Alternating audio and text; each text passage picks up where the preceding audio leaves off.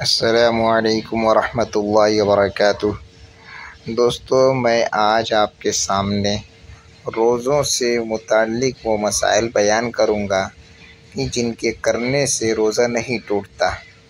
مسئلہ نمبر 1، اگر روزہ دار بھول کر کچھ کھا لے یا پی لے یا بھولے سے خاوند و بیوی ہم بستر ہو جائیں تو ان کا روزہ نہیں گیا۔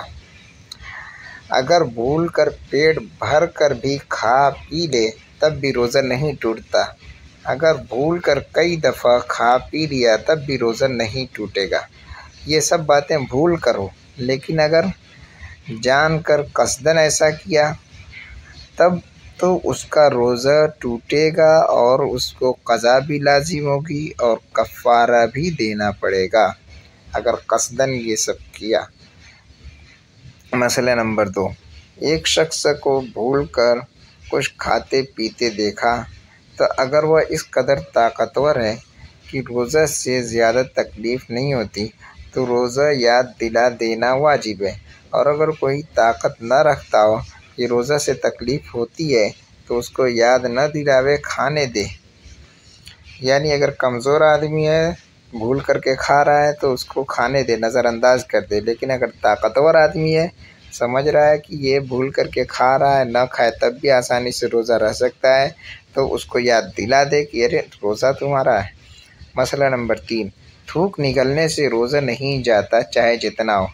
عام طور سے منہ میں تھوک اور اس طرح کا پانی کے جیسا کبھی کبھی بننے لگتا ہے تو اس کو نگلنے سے روزہ نہیں ٹوٹے گا۔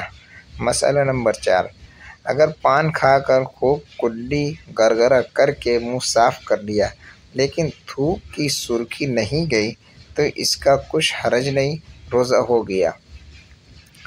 مسئلہ نمبر 5، ناک کو اتنے زور سے سڑک لیا کہ حلق میں چلی گئی تو روزہ نہیں ٹوٹا۔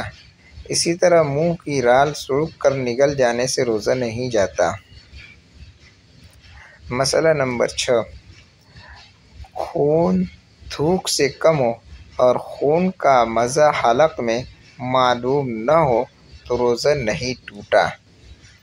یعنی خون اور تھوک کی مقدار میں اندازہ لگا لیا جاتا ہے کہ کون کم ہے کون زیادہ ہے، تو اس سے روزہ اگر حلق میں اس کا اثر معلوم ہوا تو روزہ نہیں ٹوٹے گا۔ اگر تھوک کی مقدار سے کم ہو خون، اگر خون زیادہ ہوگا تب روزہ ٹوٹ جائے گا۔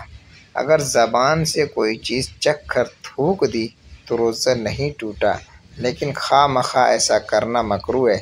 ہاں، اگر کسی کا شوہر بد مزاج ہو اور یہ ڈر ہو کہ اگر سالن میں نمک وغیرہ درست نہ ہوا تو غصہ ہوگا، اس کو نمک چکھ لینا درست ہے اور مکروہ نہیں ہے۔ یعنی ایسی عورت کے لیے یہ درست ہے نمک چکھنا روزے کی حالت میں جس کا شوہر بد مزاج ہو اور مار پیٹ کرتا ہو، اس طرح کا بد مزاج ہو تو اس کے لیے جائز ہے کہ وہ نمک کو چکھ کر تھوک دے۔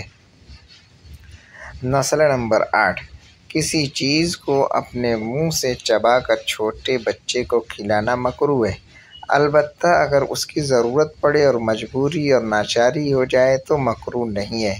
یعنی بلا ضرورت اگر چبا کر کے کھلا رہا ہے کوئی تو یہ مکروہ ہے، لیکن اگر ضرورت نہیں ہے، اگر ضرورت ہے اور کوئی دوسرا راستہ نہیں ہے کھلانے کا تب تو مکروہ نہیں ہے، چبا کر کے کھلا سکتا ہے۔ مسئلہ نمبر 9، مسواک سے دانت صاف کرنا درست ہے، چاہے سوکھی مسواک ہو یا تازی۔ اسی وقت کی توڑی ہوئی اگر نیم کی مسواک ہے اور اس کا کڑواپن منہ میں معلوم ہوتا ہے تب بھی مکروہ نہیں ہے۔